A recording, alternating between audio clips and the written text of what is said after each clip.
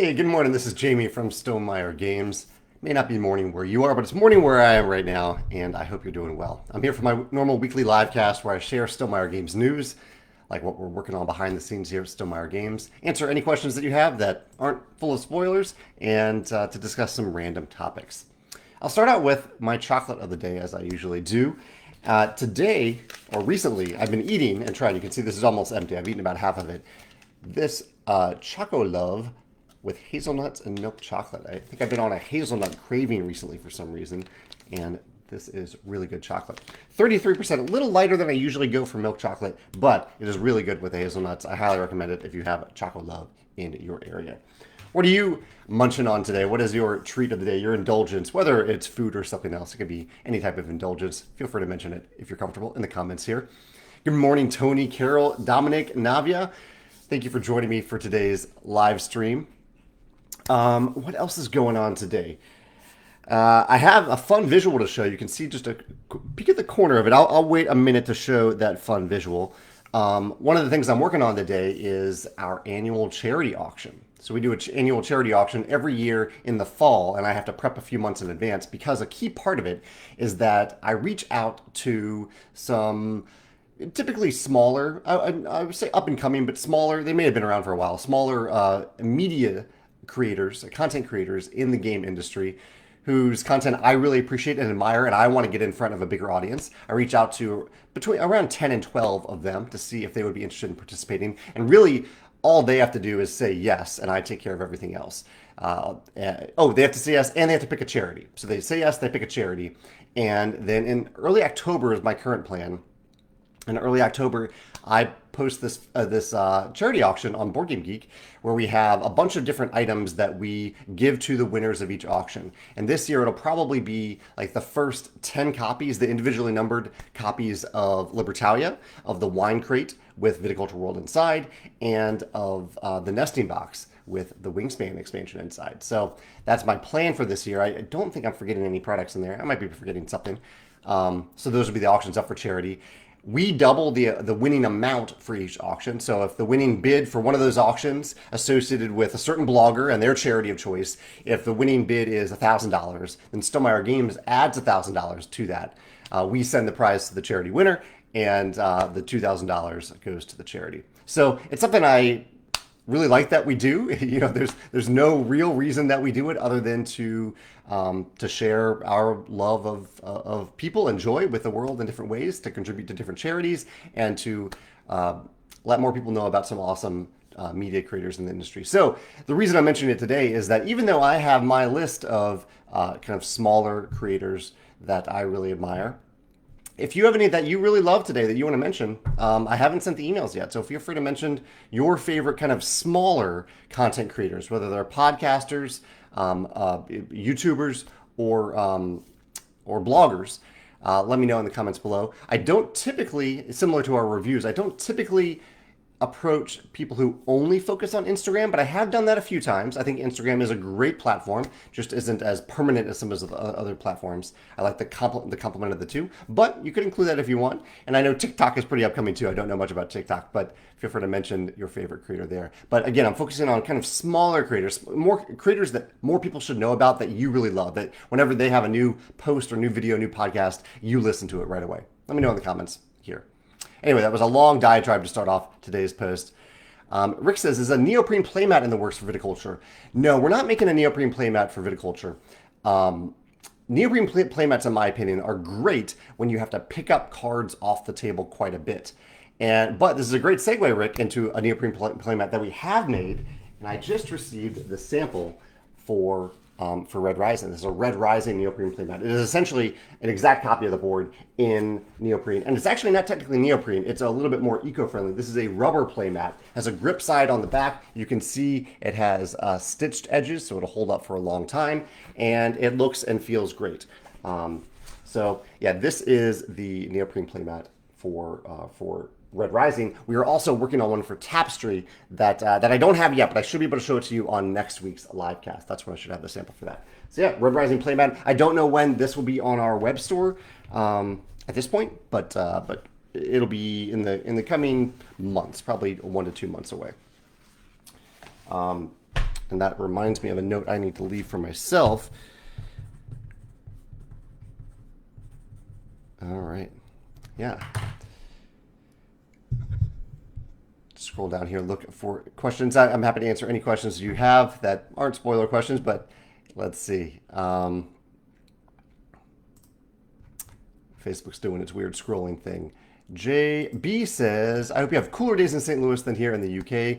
We've had 32 degrees centigrade, 90 degrees Fahrenheit, Celsius, not centigrade, yesterday here in London. On Saturdays, this is JB still talking. On Saturdays, I usually play My Little Scythe with my son, but last weekend we went outside for a change and played with the Helium-3 Red Rising disc. That's awesome. Good to get outside if the weather isn't too hot. How did you guys do? How was it? Was this your first time disc golfing, and how did you like the Red Rising disc golf disc?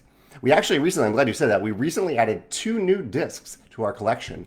One is called the Between Two Trees disc, which is designed to fly very straight between, hopefully, some trees if you're playing with some trees. You can guess the inspiration for that, Between Two Cities, Between Two Castles.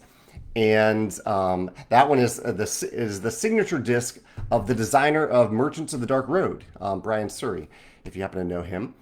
And the other disc that we made is called the Brute. The Brute, which is based off of a disc that is normally called the Beast. It is also another distance driver. That one is available on our web store as well. And if those are on our US web store, we are sending various discs to our other fulfillment centers as well, in case you are not in the US, like JB is over in the UK. Arn says, I saw a picture of the Rolling Realms promo packs in your blog post, and I'm very excited. You got a timeline for the release yet? So this today's Instagram post, I posted a big stack of many of the promos that we've been working on for Rolling Realms. And the plan for them is to mostly release them every month or so over the next year or so. So it won't be all at once, definitely not all at once. And every now and then I might release one. I might release a couple at the same time. I might release like 3 at the same time. I think 3 is a good number for Rolling Realms because that way you can play a full round with new promos if you want. And you can consolidate shipping if you want. And sometimes I might release them kind of not out of order, but kind of unexpectedly. Like if, I don't know, if something makes sense for me to say, okay, this is what people are talking about right now, because many of these are based on games from other publishers. So if another publisher has a Kickstarter for an expansion for a certain game that we have among our promo realms around that same time, while people are talking about that game, I might, out of nowhere, release a realm there as well. So there isn't a set plan, basically. It's just, it'll be very flexible, very fluid, based on what makes sense at the time. Yeah. Let's see. Christopher says his favorite TikTok, Twitter account creator is Danielle Standring, and my favorite podcast is Board Game Hot Takes. Both are fantastic. I do follow both of those, but I'm going to take notes on anyone's recommendations today. Or actually, maybe I'll go back. I don't. Well, yeah, I'll write it down. Let's see. Danielle Standring and Board Game Hot Takes. Yeah. I think they were just talking about us on Twitter the other day. Michael says, just curious on Viticulture World Intro Scenario Pack, why print a pack instead of printing a single card for the 7th year? There are other elements of that pack that are different than the other Green Gully scenario. There are mechanisms on, I think, 5 or 6 different cards that are different, Michael. So it is an easier version of Green Gully than the version included in the game. That's why it's a separate pack. Yeah. Tony says, am I just hearing about neoprene mats for Tapestry for the first time today? Would they be individual player mats? No, they're not. It's a board. It's a board. So similar to the Red Rising board that we have as a rubber play mat, we are making a Tapestry big rubber board. I've talked about it in the Tapestry Facebook group. There was a post about that a while ago, and I will share the new version pretty soon when I have it in that same group. Andrew says, why is it called Red Rising, but in Rolling Realms, it's called the Society? So we went through quite a it wasn't legal trouble, but it was a long legal process to get the tabletop rights to Red Rising.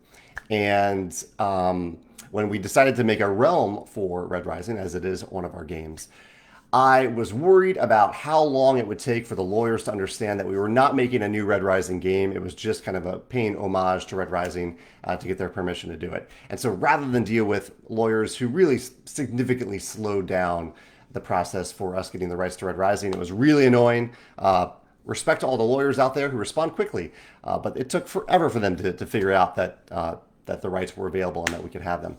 I didn't want to go through that again, so I just figured it would be simpler to call it the Society instead of dealing with that. But it is very much a Red Rising inspired realm. Let's see. Simon says the 2 card expansions for Viticulture can be mixed together with the base game cards, or will they mess the balance up? No, they cannot, Simon. You might note the back of the Rhine Valley cards have a different back, specifically because they are not designed to be mixed together. The reason for that is that Rhine Valley was designed for visitor cards to not give you victory points. Rather, they're built around the idea of engine building.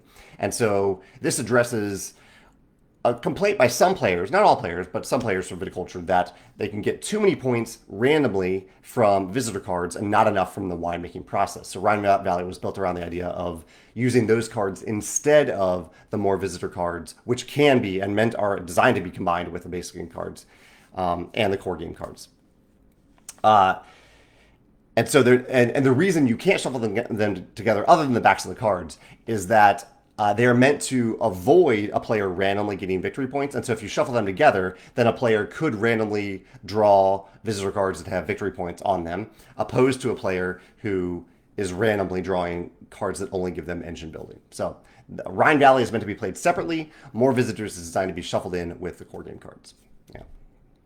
Timotep says, any tips to make Viticulture World less challenging? We just can't get a win. Yes, we have actually added an official variant on our website where you can play a game of Viticulture World if you want. Actually, there are 2 ways. One of the ways is to play with the 7th, in the promo pack, there is the 7th year, the 7th year card. So for any game of Viticulture World, you can add a 7th year using that card. That's one of the ways. The other way is to have each player's goal be 20 victory points, like in the original Viticulture, instead of 25. That is the official variant.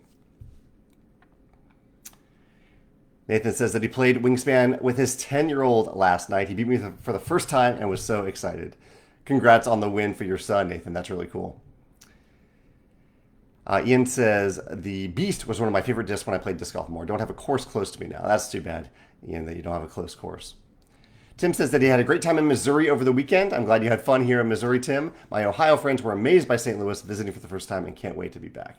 That's great. Thank you for introducing a different state than the one that you live in to your friends, Tim. That's really cool. Chad says, did I get to watch The Bad Guys yet? It was a lot of fun. I am looking forward to watching it, but we usually watch movies on the weekend, and I didn't get to the chance. So it'll be probably Saturday, Sunday when we watch The Bad Guys. That's an animated film that just came out on Peacock, I believe, NBC's streaming service. That is a heist theme movie. I love heist theme fiction of any form, and so I'm looking forward to that movie. We did watch the movie The Sea Beast over the weekend, which is an animated movie on Netflix, and it was a good, entertaining film. I enjoyed it. It was a solid film, but it also made me curious to watch The Bad Guys. Yeah. What else is going on here? Some games that I played recently. I played another game of Ark Nova recently. Megan crushed me in Ark Nova, and 2 other players as well. I played Marvel United X-Men for the first time, my first play of Marvel United, and I did a video about that. And we've also played Fantastic Factories with the expansion. Played some disc golf over the weekend. We're watching Ninja Warrior, American Ninja Warrior, the 14th season as our nighttime show right now. And also played the lawn game called Cube. Do you all have a favorite lawn game that you really enjoy? Whenever I go to the beach with my family, which sounds like I do that all the time. It's every 2 years I go to the beach with my family, and we play ladder golf there at the beach, which is a game where you have a plastic ladder that sits in the sand, and you throw 2 golf balls at it that are attached by a string. So you're trying to wrap this golf ball string mechanism around the ladder. I love that, but I had a good time playing Cube as well. And other shows that we're watching Starstruck as our lunchtime show right now, because we finished watching season 2 of Rutherford Falls, which was awesome. Love Rutherford Falls. Great show. Another show on Peacock if you subscribe to Peacock. I'll get back to some other things in a second. Let me jump back over to your comments. Andrew says he just got into Wingspan. His wife and I played for the first time on Monday. Congrats. Welcome to Wingspan, Andrew. That's awesome. We're so excited for the Asia expansion. Any news on that? All the information that we revealed so far on Wingspan Asia, which I'm also very excited about, is on our website. on the Stomar Games website on the Wingspan Asia page. So far, it's just one card and the name of the continent, but we will be revealing more information, one card a month as we lead up to the full wheel announcement. So, looking forward to revealing more about that. Chad says he's currently reading Blake Crouch's new novel Upgrade. Oh, I don't think it has shown up on my Kindle yet. I need to check on the Upgrade novel. Maybe I don't have my Kindle connected to the wireless. Jeffrey says he likes the shirt. Yeah, this is from Meeple Source. He's really looking forward to Wingspan Asia. I am too. Thanks, Jeffrey. La Gyokyo Familia are a little content creator on Instagram, Facebook, YouTube, and TikTok, but we publish in Italian. That's okay. That's great. I appreciate it. We're a worldwide company. It's great that you create your content there. I'll have to, if I don't already follow you, I will go check out your content. Thank you for dropping in. I'm writing that down right now.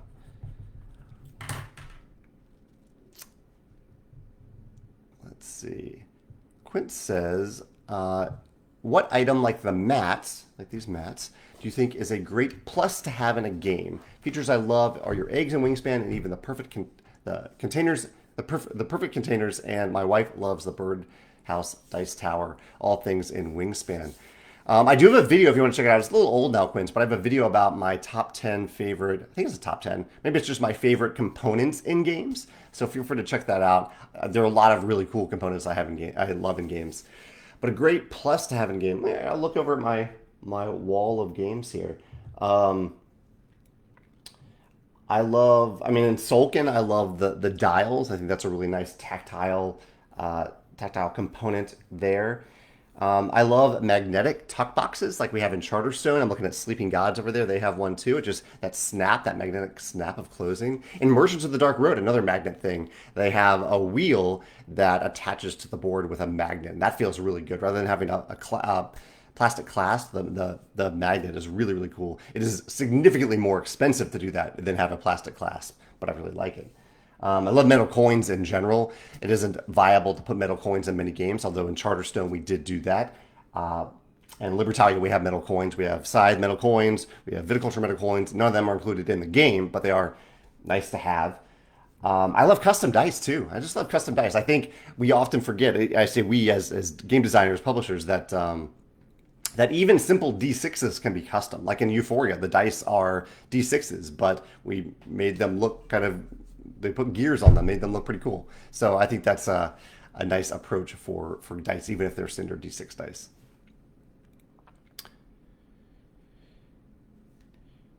Great. Someone's trying to sign in on my Apple ID in China right now. So that's a thing that's happening. I've seen multiple people try to sign in on I've gotten multiple notifications about that on my phone recently. I don't know if you all have experienced an increase in attempts to try to get into your personal information. It's always it always shakes me up when someone's doing that. I'm like, right now, someone's trying to get into my account. Fortunately, I have two-factor authorization set up, so authentication, so they can't do it. But don't like that they're trying. Harold says, when are you going to reveal something about the Wingspan Asia expansion, like maybe a new mechanisms? So for Wingspan Asia, we're revealing one card a month up until the full announcement, which will happen sometime this fall, probably October, November. Yeah. JB says, about Tapestry, about the final part of the game and victory points. He says, we get great satisfaction when gaining landmarks and income buildings and completing our capital city. We feel that towards the end of the game, when the capital city is more or less completed, actions are only going towards gaining victory points. The final part of the game, which is focused on gaining more victory points, for us is less exciting. Just an idea, what if the game end was conditioned by the completion status of the capital city or the number of controlled territories? Have you ever received similar feedback from other players about the final part of Tapestry? We haven't. I see what you're saying. That's an interesting way. I do like, in general, organic endgame conditions. I don't think it would work in Tapestry because it would turn so much of the focus just on your capital city, whereas building a civilization is a lot more than just about one city. I think that's the key. Like, in general, I like organic endgame conditions. But the game needs to end at some point. And I think it's two things. One, the game needs to end at a certain point, and you need to give players an incentive to end the game. And sometimes you just need to tell players when the game ends itself. In Wingspan, the game ends after 4 rounds. In Tapestry, the game ends after your 5th income turn. It keeps the game from going on too long, and it also keeps players focused on a diversity of strategies and engine building rather than just one specific thing. So that is not something that we tested in Tapestry. I can say that we didn't test that because I think it would have put way too much of the focus on the capital city.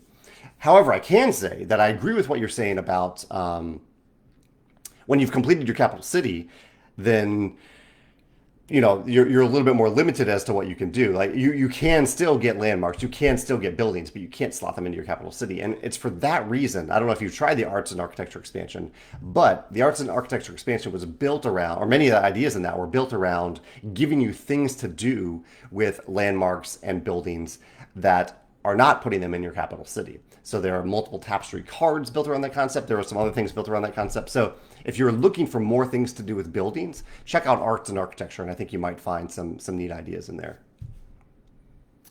Hey, Williams here. Williams says, speaking of lawyers, has anyone ever told you that you kind of look like Gabriel mocked the actor who plays Harvey Specter in Suits? He says, Suits is one of my favorite TV shows. I have never heard that. No, I'm not familiar with that actor, but thank you for saying that I look like an actor. He says, it's on Amazon Prime if you like legal dramas that have a similar feel as House. Yeah, I'll check it out. I haven't watched Suits, but I appreciate the recommendation. Thanks for saying that. Who do you get? Who do people mistake you for, William? When any famous celebrities or actors that they mistake you for? Michael says, I love your post about that thought-provoking video on mediocre games. Yeah, so there are actually multiple videos about this. My Monday blog post was about creating for creation's sake, about whether or not it's right at all for us to judge games based on, if mediocrity, creating because we like to create, and the act of creation I think is important.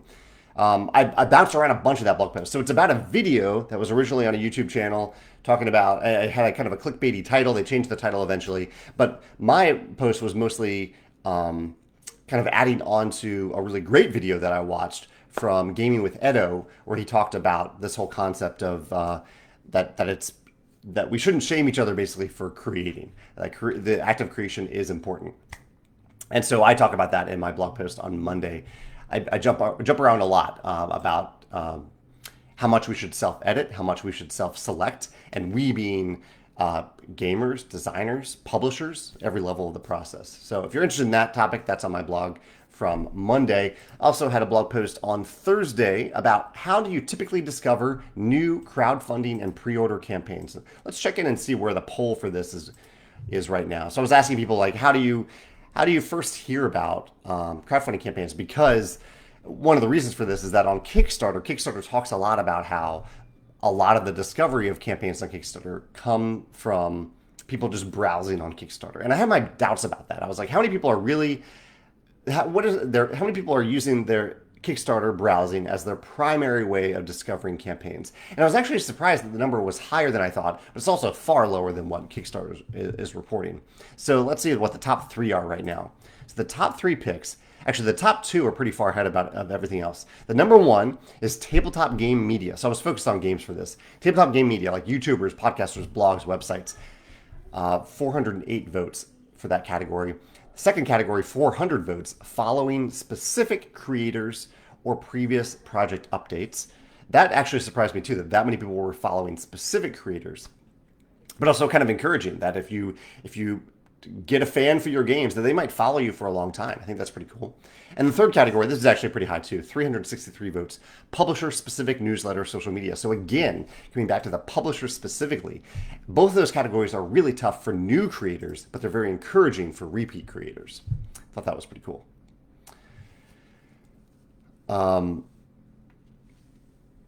Getting to the comments about people talking about their favorite lawn games, and Christopher says he has a beanbag toss set. So what do we call it here? Can't remember what we call it, but where you have the kind of the board and you're trying to throw beanbags into the holes, kind of like horseshoes, but with beanbags. Definitely played that a few times. Brian says, Viticulture World box doesn't quite line up with the other Viticulture box heights. All other Stonemaier games are standard size. What are the competing values of expansion box sizes? So a couple different things here, Brian. Interesting question. So one, I would say there isn't actually really a standard box size. You can make a box in any size that you want. However, I think due to a few popular games that decided to just use a certain box size, which is around 296 to 300 millimeters, games like Ticket to Ride, many publishers have started using those box sizes because it makes games line up well. And Still Mario Games is among them. However, we didn't do that originally. Originally, we based box sizes around, like, I don't know, the components inside the box. So Viticulture has a weird box size. Euphoria has a weird box size. Scythe has kind of a weird box size. It has a weird box size. So there is no standard, but games have gravitated towards certain more standard box sizes. I think the point of any expansion box in particular is to hold the components that need to go in that box. And in particular for Viticulture World, we wanted an insert that could separate all the different continents. And so the insert size was decided somewhat by those continents and the size of the board. A lot of Viticulture World is decided by the size of the board, and it is a taller board than Viticulture, and so the box size needed to be a little bit different there. So it's really for an expansion in particular. The constraints are we try to get it to fit into the core box, but if we don't, then we design the box around those expansion components. Yeah. Riley says, I'm working on a Euro-style prototype and found that my original idea had a bit too much randomness. Is there a checklist of features that you try to stick with when designing Euro-style games? The key, I think, is agency, Riley. And if you are going to have randomness, give players the control to based on when they actually act. So, for example, here is Viticulture. Viticulture is a Euro game, but there is randomness in terms of the cards that you can draw. So there isn't perfect information. The key is, though, when you're drawing a card, you aren't acting on that card right away. Rather, you're drawing cards ongoing throughout the game of Viticulture, and you're choosing when to play them. So you have full agency over which cards you play from your hand and when you play them. Opposed to a game, I think a game with too much randomness would be one where you say, a version of Viticulture where you say, okay, I'm ready to plant a field now, and you randomly draw a field card and have to plant that card right away. That would be a very random outcome that doesn't give players agency over that decision point. There are also Euro games that have completely perfect information, so there is no randomness, at least at the point of gaining anything. There might be setup randomness, but otherwise there's perfect information throughout the game. And I have a video about this because this is kind of the extreme of Euro games, and that might interest you. Check out my YouTube video about perfect information games, and that'll give you some thoughts, I think, about Euro style games with full agency, full information. Carol says, have I played Ark Nova at 2 players yet? I have actually still not played Ark Nova at 2 players, no. She says she finally picked it up in St. Louis and wanted to get it to the table with her husband, but we've only played it 4 players so far. I think it would work fine at 2 players. I think it would just be faster at 2 players. But maybe not. I mean, you're moving the coffee mug, the break token, less often, so maybe it would take around the same amount of time.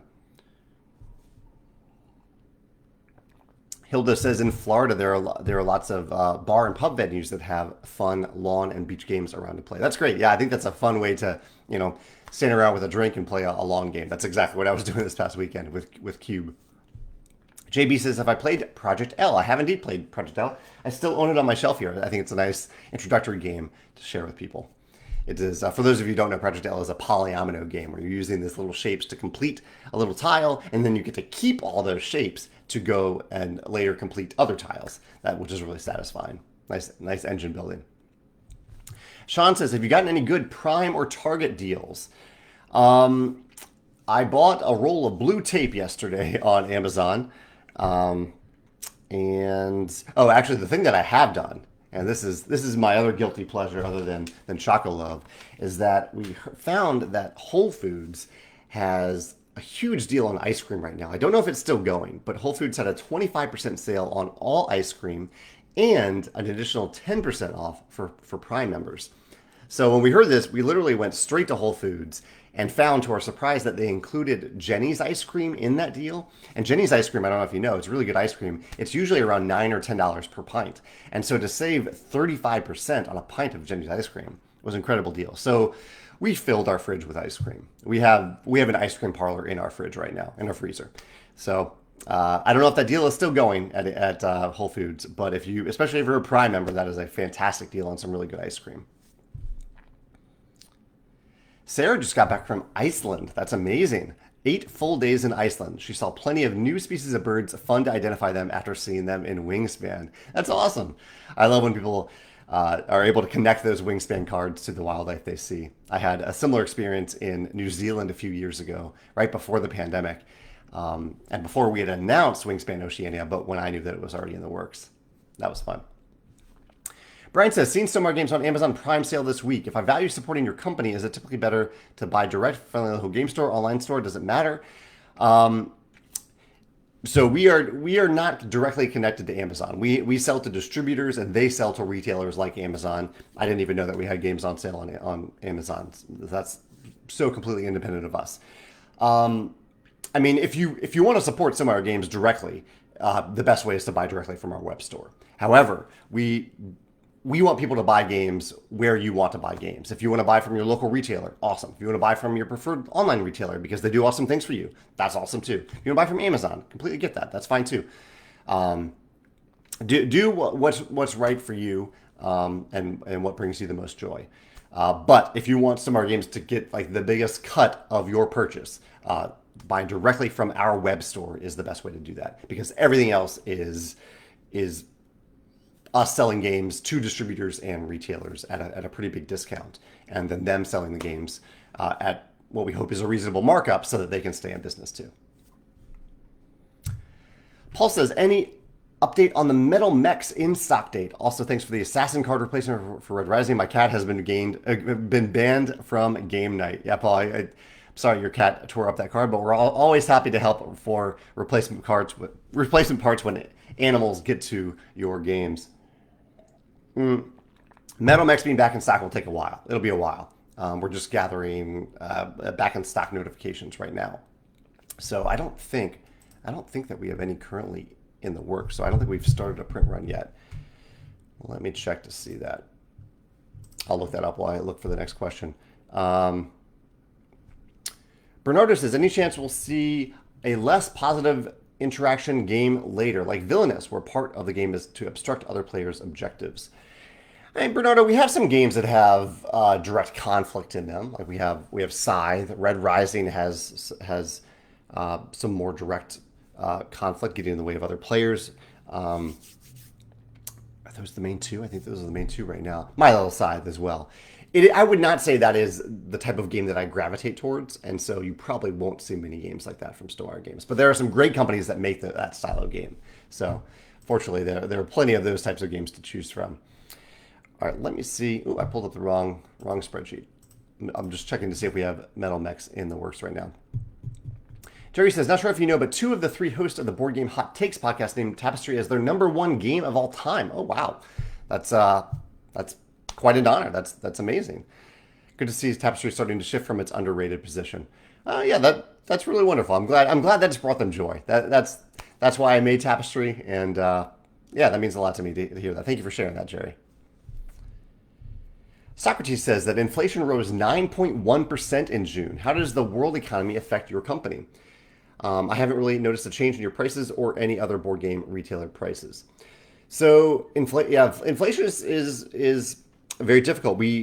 So inflation is when prices rise, right? And so if we choose not to make our prices rise, then we're combating inflation. I think it takes private companies to combat inflation, and so we're trying to do that. Our prices are built around what we think is fair for the value that we offer to customers and what we think is sustainable for us. And so if we ever along the supply chain, freight, shipping, and manufacturing, if those costs go up, then that might eventually affect our prices. But yeah, we are trying to keep our prices at what we think is a reasonable level to combat inflation. So we are trying to do our part as a private company to not have inflation go up by 9.1%, because I know that's hard for a lot of people, and we don't want games to be a hardship for people. We want them to bring joy to people.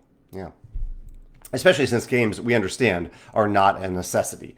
While they can bring joy and in many important ways, the games don't provide shelter. They don't provide food. They are not food. They are not clothing. They're not our necessities for getting through daily life. So we try to keep that in mind as we price games as well. Okay, finally pulled up the right Google Doc. Let's see if we're making metal mechs right now. We do not have metal mechs in production right now, so it'll be a little while before we have metal mechs back in stock. But make sure, if you're interested, just sign up for a back in stock notification, and that way we'll know that there's enough interest in us making more, and it'll kind of, usually we get it to a tipping point where we're like, okay, now we need to start making these so that we can serve demand. Yeah.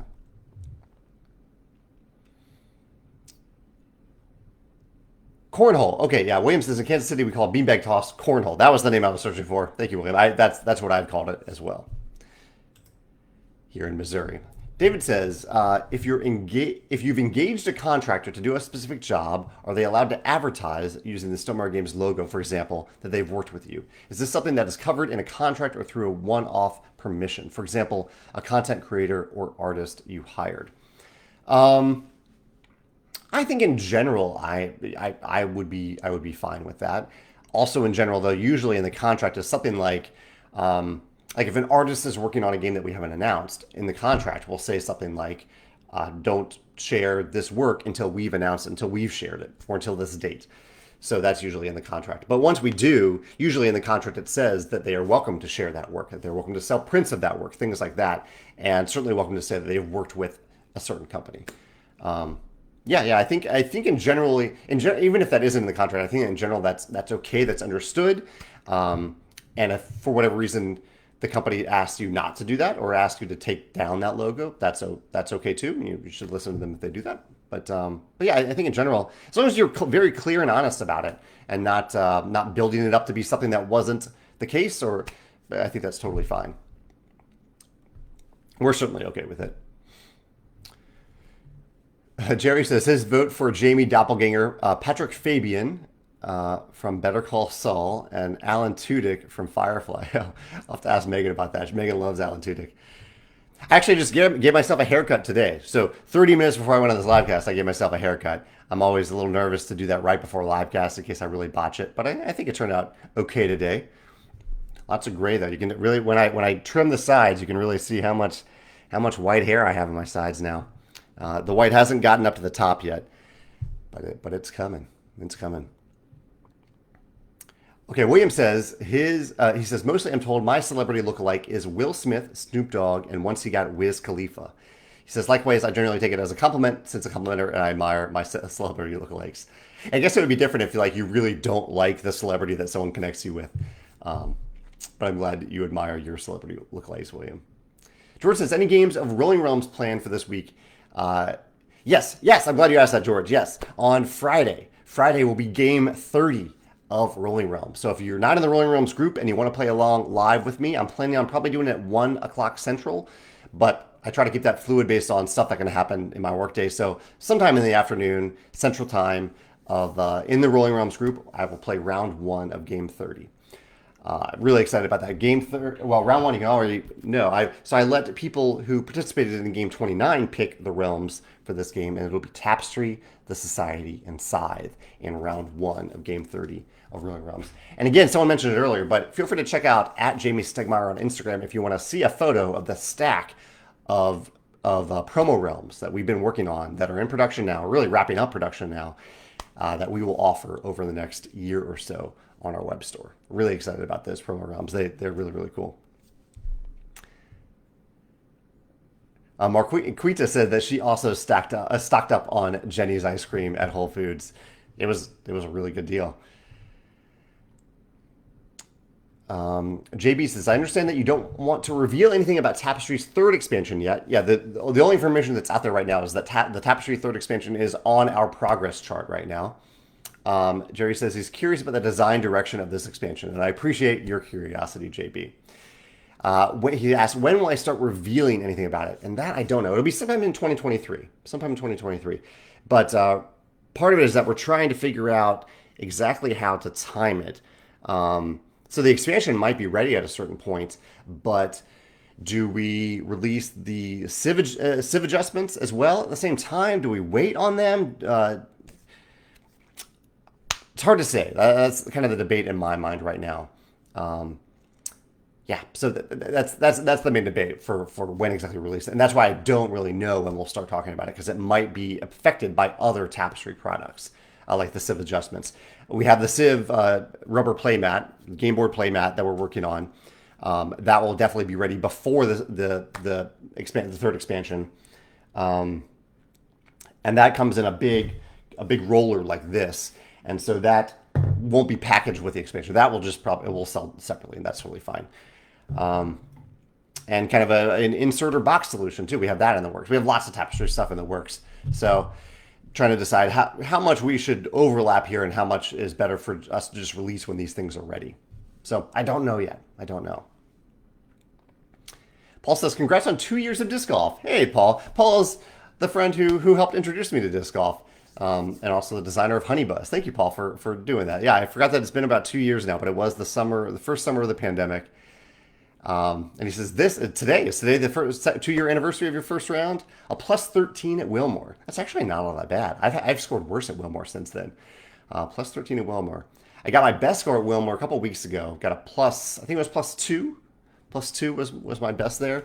And then I had a terrible outing this past weekend at Unger. I don't know what was going on. I'm working on my power forehand, and it just is not working for me. But I'm going back out this weekend. We'll have a good time, Paul. And Paul, again, thank you so much for introducing me to not only playing disc golf, but also watching disc golf.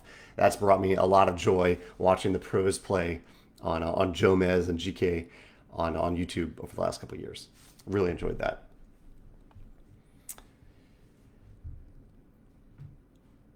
Let's see. Charles says, shout out to Joe Aubrey for his fantastic customer service. I love to hear positive things about customer service. Joe is wonderful, whether it's about Still Meyer Games or other companies. So Charles, I'm glad you had a good experience with that with Joe.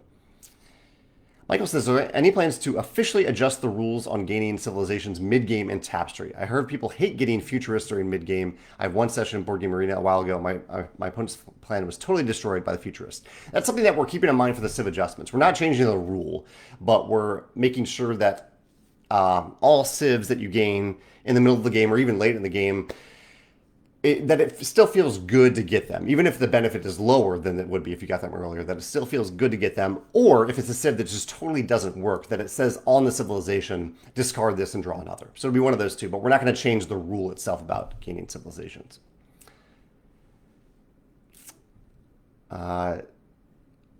George says, maybe I should play game 30 with the chunky dice from Dice Keeper.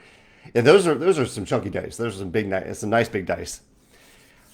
What else is going on? I have other things on my list here. Some of the things that I've been working on. I mentioned the charity auction that I'm working on today. 10th anniversary. Summer Games 10th anniversary is coming up pretty soon now. September is our 10th anniversary month. So we have a lot of fun stuff planned for the 10th anniversary. And I'm already kind of creating certain things on our website, on our web store for the 10th anniversary. That's one of the things that I've been working on this week in preparation of that. So I'm excited about that.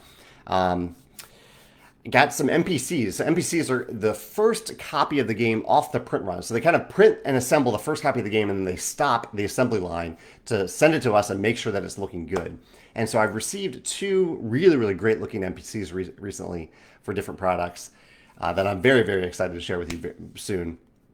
One of which you know about, one of which you don't know about. And what else is going on? Book club. I have book club tomorrow. So book club will be tomorrow for chapter 6, I believe. Chapter 5, chapter 6. Let's see. Chapter 6. Backers are individuals, not numbers. An important lesson that I learned that I try to advocate for. The idea of focusing on backers as people who you're connecting with, that you're relating to, instead of just a number that you see grow on your crowdfunding project or your web store. I think that's really, really important, and it's one of the reasons why I talk to you every Wednesday like this. Talk to people. I think that's so important.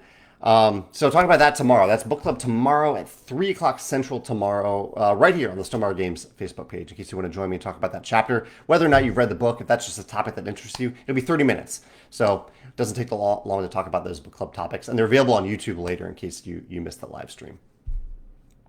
Jerry says, any tips on how you cull your game collection? Mine might be starting to get out of hand.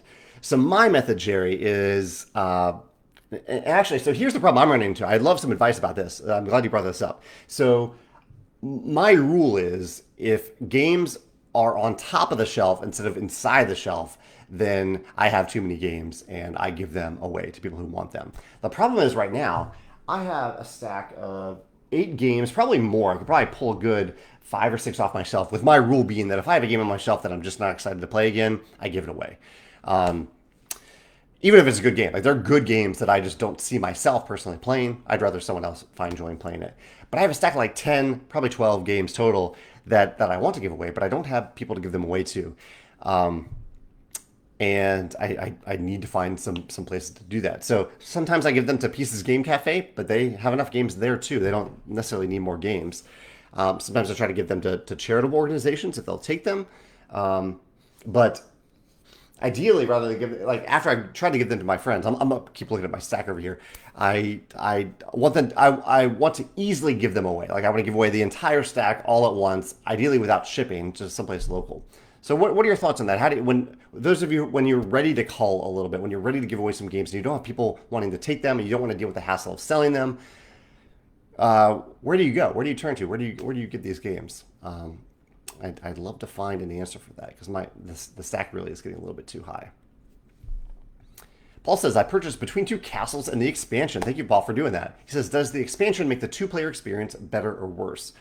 I'm trying to remember what we do with the two-player mode in Between Two Castles. I think it's the same mode as in the core game.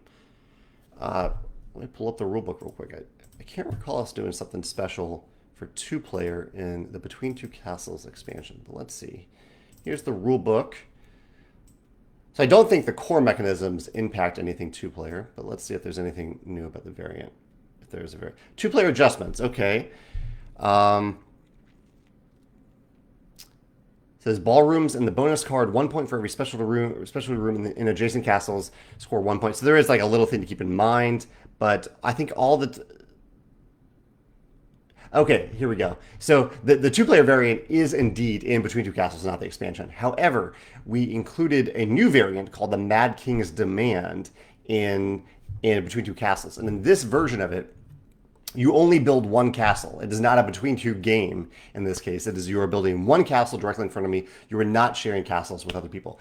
And we found that this can work pretty well with two players, because in the two-player game, it can feel a little weird to share most of the things at the table. So feel free to try that. I haven't heard much about people playing in that mode, but it's a mode that I think is pretty interesting. I'm glad the designers included it. And so if you try that, Paul, let me know how it works out. If you try a two-player game in the mode in the back of the rulebook for Secrets and Sorroways, let me know what you think. JB's, let's see, sorry. Charles says, do you think you would ever design a solo-only Stonemaier game? Well, a couple levels to that. One, I'm not a solo designer, so I personally would probably almost definitely not do that. Although Rolling Realms, I do play essentially by myself, and so I guess I have designed a solo-only game. It can be, since Rolling Realms can be played that way. But we have the Automa team that works on the solo modes. Would I publish a solo-only game? Almost definitely not, because kind of the core philosophy of Stonemaier games is that all of our games scale from as few as one player to at least as many as 5 players. And so that's the range that we always aim for in our games, to accommodate a bunch of different gaming needs. So I don't think we would publish a solo-only game. In fact, I would say almost definitely not. Ian says he's been looking at culling his games probably later this year, and if I can't sell them, he'll donate them to the local library, since they do game checkouts. That's a good idea. There are local libraries that check out games and that have games. I think libraries accept game donations a little bit less than you may think, or donations in general less than you think, books and games and whatnot. But it does happen from time to time. Sam says, coming in late, is there a plan to bundle Rolling Realms promos into sets? At least the promos for Stonemaier games would seem to make sense, but also for the large number of third-party games that are incoming, I would personally love this. Sam, not really. I mean, they will, because we want people to be able to, like with any product on our website, we want people to be able to pick and choose the promos that they want. All the promos are packaged individually. However, what we do is we make enough of the promos so that if we release, say, a new promo in December, and there's nothing else on the Stonemaier Games web store you want at the time, and you don't want to just buy one promo, we get that. And we've made enough to last a long time. And so that way you can wait until we have something else in our web store, whether it's another promo multiple other promos or another product to get them together. At the same time, there will be times where we release 3 promos at the same time. So all at once we'll say, okay, this month we don't have much else going on. Let's release 3 promos, because that way you can play a whole round of Rolling Realms only with the new promo cards. But still, they will be individual items on our web store, so you can pick and choose which promos you want. Yeah, I think that's so. It's essentially you can create your own bundle on our web store when you are ready to do so, is what I'm getting at. Yeah. Paul says, any timeline for the large print version of the Wingspan card deck? Something that we are actively working on, but my graphic designer is busy with some other things right now. So we have not finished putting together those cards yet. We finished the template, but not the cards yet, so I don't have a timeline for when we'll release that. Victoria says, she says, in the Kansas City area, there are Facebook pages called Buy Nothing. Yeah, my mom loves Buy Nothing in Virginia. I think that group is all over the place. She says, when I want to get rid of games, I usually post it there and people show interest, and then I do a lottery type draw to determine the winner. There is a Buy Nothing St. Louis page. That's a great idea, Victoria. I like that. Buy Nothing. I am looking for something easy to do. I don't want to spend a lot of time on giving away games for free, basically. But I like the idea. It might be easier than I think. Yeah. George says, when will we celebrate the Stonemaier Games anniversary this year? Q3, Q4? I think it'll almost definitely be September. September is our anniversary month. September is the month that Viticulture successfully funded on Kickstarter. And so that is what I've always thought of as the when Stonemaier Games began, when we went from not becoming a company to becoming a company, September 2012. So I think September it will be our anniversary month this year. Carol says, any local schools? Do any of the local schools have board game clubs for donations? We do donate to certain schools in Missouri. Oftentimes it's a Stonemaier game that we give to them, but there are some game clubs in Missouri that we donate to. So that is a viable option. I'm hoping not to ship. I would ideally not ship the games, but if I can pack them all into a carton and ship it, I'm open to doing that for sure. She also says, could you send them with someone to Gen Con for MeepleSource to give away or someone to put in the auction or sell? That's a viable idea too, Carol. I don't want to burden anyone else with the games, especially with all the other things that people are carrying around at Gen Con. But you're right, there might be opportunities to just give them to someone. If someone wants to sell them or wants to give them away, I'm certainly open to that too, especially if it's local. It's just easier if it's local. Jonathan says that he's excited about the reveal of the promo packs. Let me go back over the topics that I covered today, just in case you have any follow-up questions or comments or anything. I'll cover the bigger things. Talked about the Red Rising neoprene playmat that we've been working on. Rubber playmat, not neoprene. Don't have a release date for this yet, but it'll probably be this summer, sometime this summer. We're also working on a Tapestry rubber playmat, probably for Q4 this year. We have 2 new golf discs on our web store right now, the Brute and the In Between Two Trees. I love the name of that disc. They are on our U.S. web store, and they will show up eventually on the other web stores. We make them in the U.S., so they ship to the U.S. first, and then we ship them to the different web stores. Book club tomorrow at 3 o'clock, right here, 3 o'clock Central. And then on Friday at 1 o'clock probably, I have Game 30, Round 1 of Game 30 of Rolling Realms. That's 30 games that I played live for Rolling Realms with a finished copy. That I've really, really enjoyed. Today I'm working on selecting different media creators for our annual charity auction, doing that today. I recently received 2 advanced copies of Stonemaier Games products that I'm really excited about. And working on some 10th anniversary prep for our September 10th anniversary month. Also, blog posts and videos recently. Blog post was about direct interaction games. So actually, someone was asking earlier about games with a direct interaction, and that was the video topic that I covered this past weekend. If you're interested in games that have direct interaction, check out my video from this past weekend. And I talked about blog posts about discovery, how people discover Kickstarter campaigns or new products in general, new projects. And did a blog post on Monday about mediocrity and creating for creation's sake. All right, I think that's it for today. Thank you all for joining me for today's livecast. It's great to see you. Chris, thanks for popping in at the end here. Good to see you. And again, if you want to check out Instagram, on today's Instagram at Jamey Stegmaier, you can see what the big stack of upcoming Rolling Realms promos looks like. So big stack. Each promo in that stack is a different new realm that we'll be releasing sometime over the next 2 years. Really, really excited about that. All right, have a great Wednesday. Thank you for joining me. I'll pop this over on YouTube in case you have any follow-up thoughts or questions or ideas. And I'll be back next Wednesday to chat with you then. And I'll be back tomorrow for the book club and Friday on the Rolling Realms group for Game 30. I'll see you all then. In fact, maybe I'll do, I said Rolling Realms group. Maybe I'll do Friday's game in the Stonewire Games Facebook group so everyone can see it a lot easier. All right. Have a great day. Take care. Bye.